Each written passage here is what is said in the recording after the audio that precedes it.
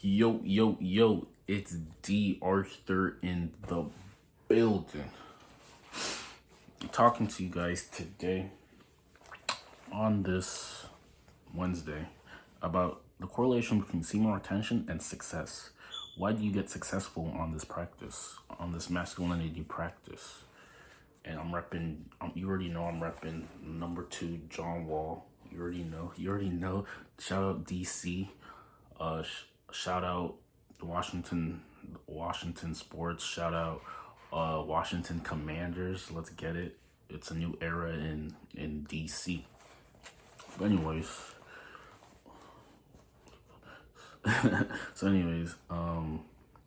why do you get successful on this practice? Why do you finally start becoming more successful on this practice? Because you start realizing that you're actually practicing the art of delayed gratification. And if you ever wanted to be really successful in something, you pretty much have to master this practice of delayed gratification. Delayed gratification is the number one skill that you should acquire if you really want to be successful in something. Because the thing is, people like to give up way too soon.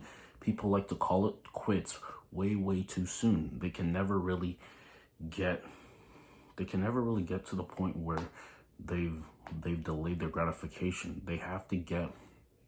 They need every single thing to happen now. If it doesn't look like it's happening, they're gonna call it quits, and they're gonna try something else. They never stick it through. And I mean, if you have these habits, you're gonna continue to complain. You're gonna continue to be in mediocrity, and you're gonna be in the 95%. I mean, there's nothing wrong being in the 95%, but if you truly wanted something maybe different, generational wealth, you wanted to create a new story, a new legacy of all these things, then I mean, you would have to practice the art of delayed gratification. And semen retention is practicing, in a way, is a metaphor for practicing the art of delayed gratification. Because the thing is, like, if you stand back and you delay your gratification, and then you have an opportunity maybe to be with a girl, and then she wants to give it to you, but you kind of withstand from that because you're maybe anticipating maybe something different in the future, maybe something better in the future. Your whole focus isn't just letting go of your seminal fluid. As soon as someone wants to give it to you, then you are a very powerful person in this reality, because 95% of men are not going to do that.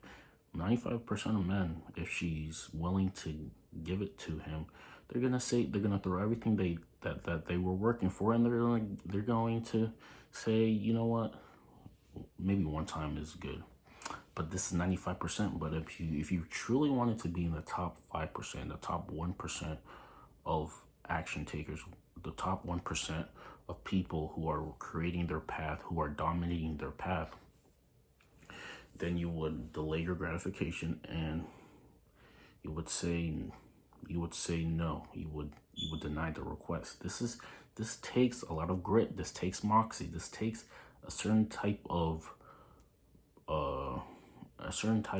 perseverance that not a lot of people have. But if you can have this type of grit, then you are part of the 1%. You are top of the 5%. So the reason why you start getting successful on seed retention is because you're practicing delayed gratification, and you're tolerating a lot less because you've conserved this sexual energy over time. You're gonna have an energy abundance, and you can't give your energy to the smallest things, because that will drain you. If someone comes with you to a conversation and it's not on a high vibration, if the topic has something to do with negativity, disaster, lack, or something like that, you really can't even give your energy to that, because you're only operating from a higher vibration. You can only resonate with people who are get along with people who are resonating on similar frequencies as you. This is the laws of the universe. This is how the world works. This is harmony. You can really only be in a room for a certain amount of time for people who have the similar mindsets as you. People who want abundance, people who want positivity, people who want the best, people who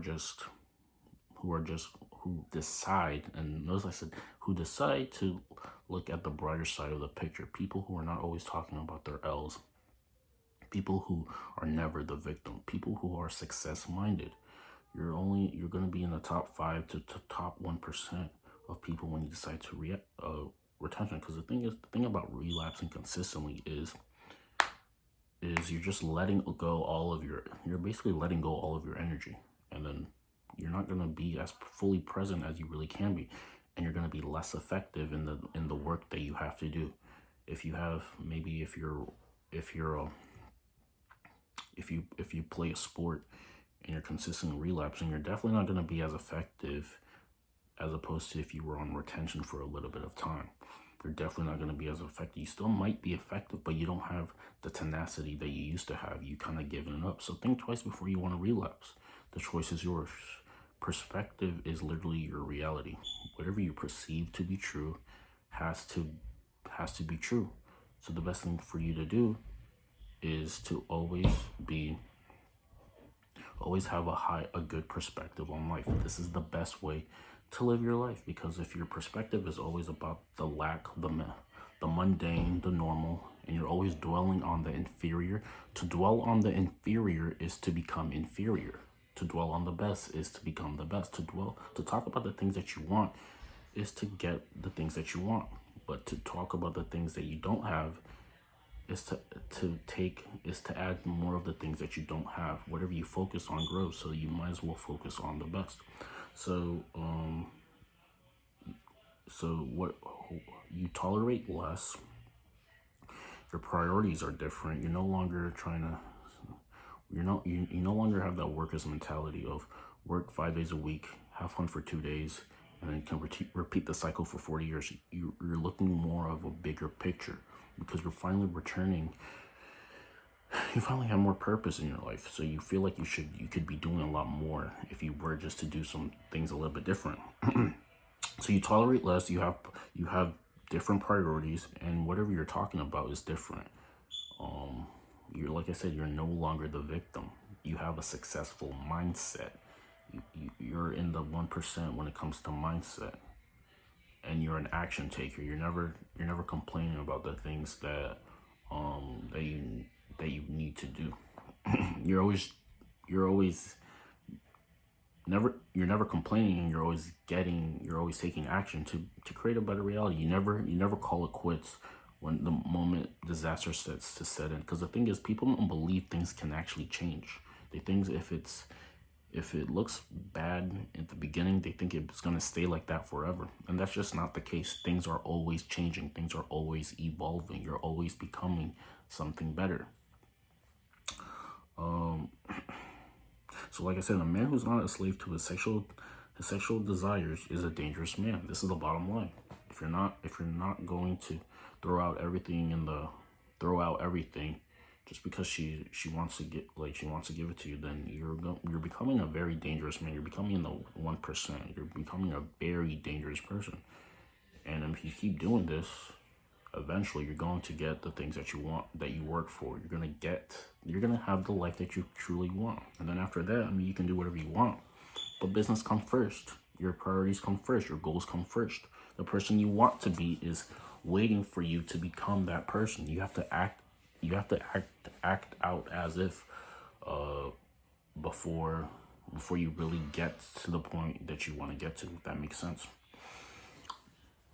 So, like I said, seed retention is the prerequisite to a successful life. The more you go on this practice and you transmute your sexual energy, you're going to become a dangerous man. You're going to be someone who is living a higher vibration life. You're going to have a lot of things that you've claimed over the years. You're never going to have excuses. You're the highest version of yourself. And this is this is one of the best things you can do for yourself. So I mean, like I said, when you decide to retain, your mindset changes, your perspective changes. You're conserving a lot of dopamine in your brain, and now you're looking at the better things.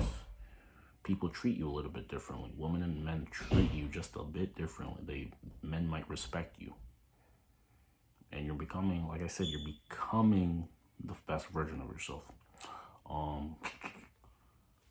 Like the video, comment, subscribe below. We'll see you in the next one. Peace.